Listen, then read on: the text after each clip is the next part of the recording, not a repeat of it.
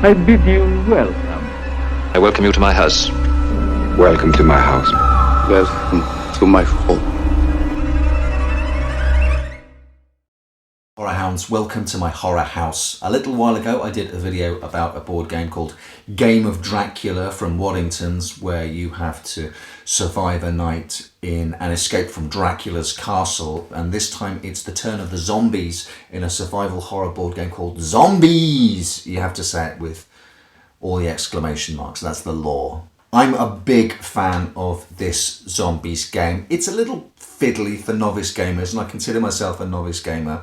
But repetition breeds familiarity, and the main thing I love about Zombies is that it genuinely has the feel of being in a George A. Romero zombie movie situation. There are a few factors which play into that for me, not least because with the tiles that you lay down, you build the city anew each time you play the game, so the map is different every single time. On your turn, you get to lay down a new tile, expanding the map. You fill that with zombies and items that are on that card.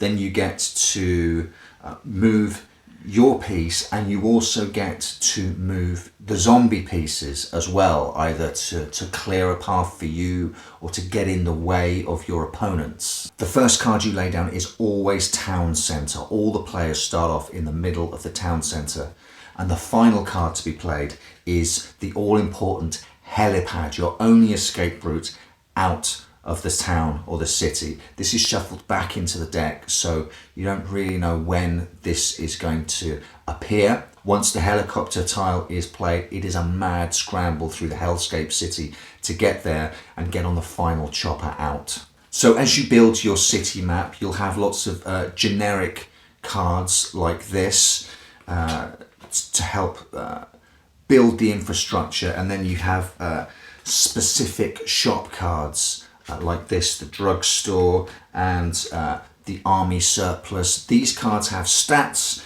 in the top left hand corner telling you how many zombies get placed in the shop and how many lives and how many bullets, because these are the things that you need to cling on to in order to survive. You all start off with 3 lives and 3 bullets. You can lose lives and you will lose bullets. The reason this ramps up very quickly and soon gains the feel of a genuine Romero zombie movie is that in small numbers the zombies are fairly manageable, 1s and 2s, but with each tile placed down, the numbers of the zombies grow and grow exponentially until by sheer overwhelming numbers they become the shuffling force to reckon with. As I mentioned, each named shop has a specific number of zombies that you add, but don't think that the free generic tiles are any less dangerous. When you put one of these down, you have to add the number of zombies that there are entrances and exits from that square. So this card you'd have to add 4 zombies. So at first you're making your way through the ever-expanding map, taking out zombies in your path. Your opponents are moving the zombies around. You're also moving the zombies around. You can go into these shops to pick up extra life and extra ammunition and to take out extra zombies there. But you might also want to go there looting to pick up supplies, because also in your arsenal are activity cards. You each start off with 3 of these activity cards. You can play 1 each once per round. Think of them as upgrades and downgrades. Some of them hinder your opponents. There's a card here called Fear, which paralyzes them with fear, which means they can't move for a turn. Others are upgrades. This one is fantastic. Hey look, a shotgun. It essentially gives you some extra ammunition for 3 rounds, some extra combat.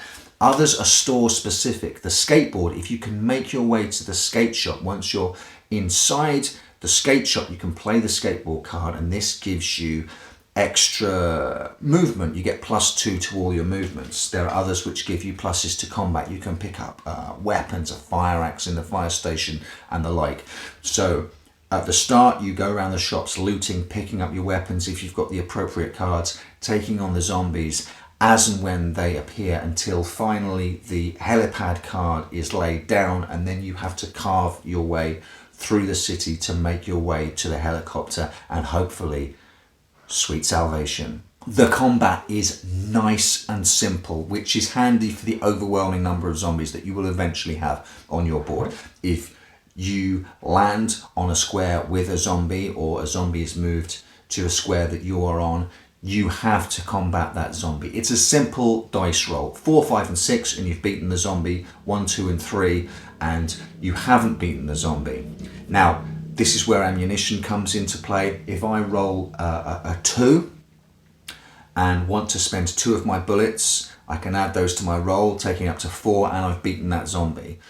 You will run out of ammunition very quickly that way. If I don't have enough ammunition, I lose one of my life tokens and I have to re-roll the combat again. Someone in combat has to die. The zombie has to die or you have to die.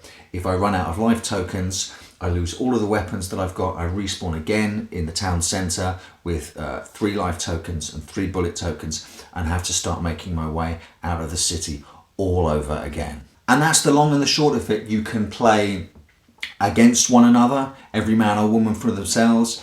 You can play cooperatively.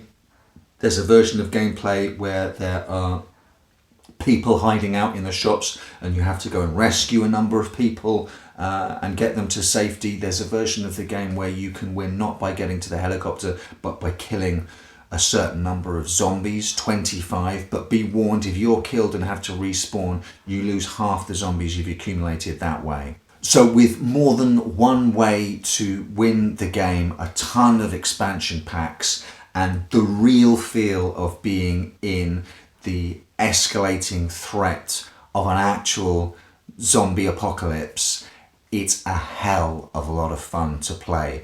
You can soup yourself up, you can screw over your opponents, especially in the every person for themselves scenario, in the mad scramble to the helicopter. And all the time, every time a new card gets laid down, more zombies get added, more zombies start shuffling through the city as you and your opponents get to move the zombies and you. It's just a hell of a lot of fun. The closest, fingers crossed, any of us will get to being caught up in an actual zombie apocalypse.